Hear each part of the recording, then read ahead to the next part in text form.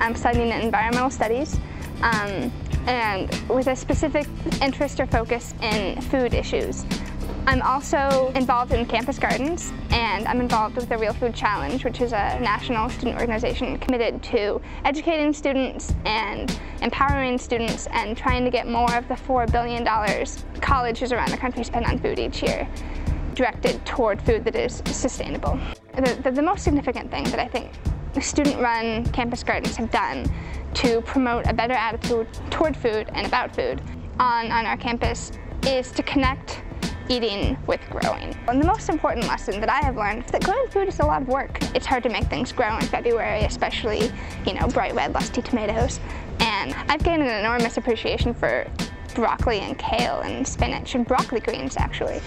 Things that I am most passionate about are issues of labor justice in the food system and the rights of farm workers, the rights of producers relative to consumers.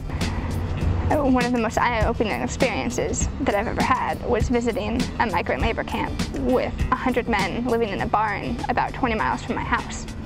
There's not a widely used fair trade label for things that are produced domestically, and there needs to be one because there is a huge variation in the kinds of conditions that can exist in agricultural fields in the United States that are not necessarily significantly better than conditions that you would find in the third world.